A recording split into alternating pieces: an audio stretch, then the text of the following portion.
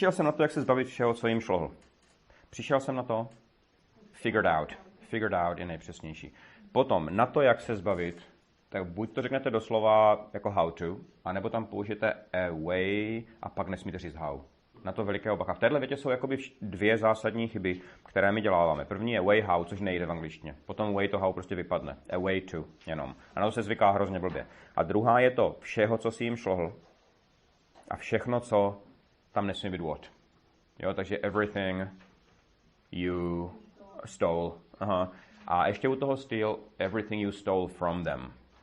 Tam musí být ještě, když ukradnete někomu něco, tak tam je from před tou osobou. Takže kdybyste třeba chtěli říct, ukradl mě auto, a řekli jste doslova, he stole me a car, tak to má opačný význam. To znamená, jako pro mě ukradl auto. Jo, tam musí být he stole a car from me. Pokud chcete zdůraznit, jako komu něco ukradl. Takže je to trošku jinak postavené než v češtině. Takže tím jsou všechny problémy jakože pořešené. Takže I figured out a way to get rid of everything you stole from them. Right? So I figured out a way to get rid of everything you stole from them.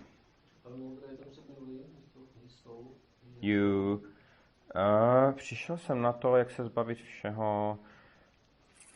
Víš co, on by tam byl tehdy, kdyby celá ta věta byla jakože v minulosti. Ale jo, ono to teoreticky vlastně z té věty není jasné, to je pravda. Kdyby se tohle celé dělo v minulosti, třeba přijel jsem na to před rokem, tak by tam pak ano, měl by ten předminulý had stolen. Jo. OK, druhá věta. Omluva nestačí a přestaňte se vymlouvat. An apology, to je základ, tam ten člen neurčitý musí být. An apology nestačí. Is not enough. Přesně tak. An apology is not enough.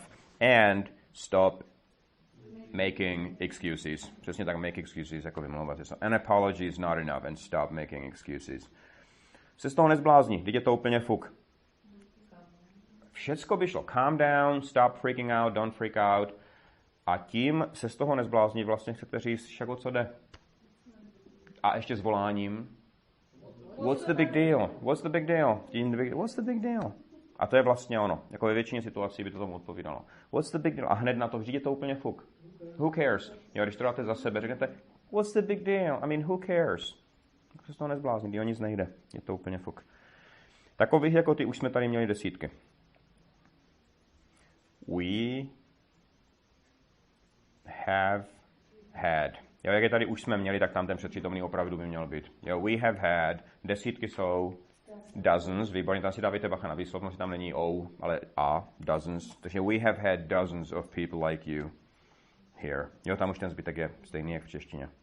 Policajti klidně zavolají, ale nevím, jaký to má smysl.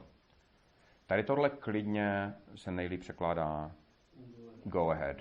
Jo, ono to je tak strašně nenápadná věc, ale hrozně užitečné. Hey, go ahead, jako i samotné klidně. Když vám někdo třeba řekne, ty můžu si tam udělat kafe, hey, go ahead.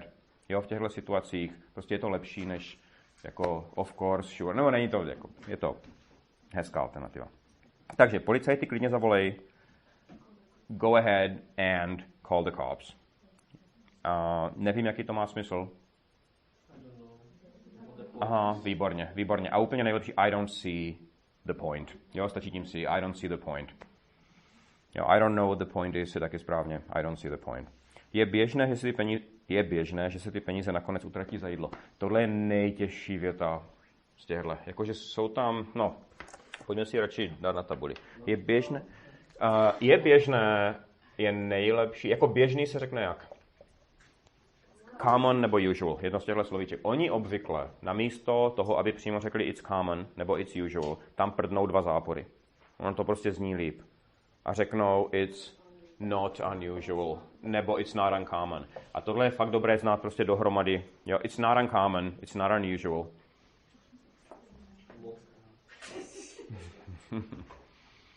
It's not unusual. Jak to teďka bude pokračovat?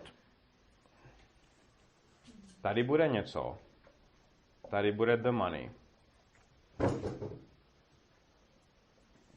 A tady bude ještě takovýhle konec. Co bude předtím the money? Co bude zatím the money? It's not unusual. Já vám dopředu avizuju, že tuhle větu v životě nezastavíte, jako v angličtině. Ale je dobré vědět, že existuje a je dobré ty jednotlivé elementy jako umět třeba použít, ale ona dohromady je... Ne, tam bude infinitiv. Tam bude infinitiv, takže tady bude to. Tady bude co? To bude až někde tady. Je běžné, že se ty peníze utratí za jídlo. For the money to, že se nakonec utratí za jídlo. End up. No, ty jsi tam dal you jako podnět. Tady bude přímo the money jako podnět. Czyli the money to end up. Ty peníze se sami neutratí. Being spent on, což je další. Aha, bude před furt člen? Nebude, protože je to nepočítatelné. Tak a už je to skoro celé. A tady může být getting samozřejmě, kromě being. Jo, to je to samé. A tady bude gramatické jenom slovíčko, které je for. A ono tam jakože nemá význam, ono jenom gramaticky uvádí ten předmět té věty. Takže celá ta věta bude It's not unusual for the money to end up getting spent on food.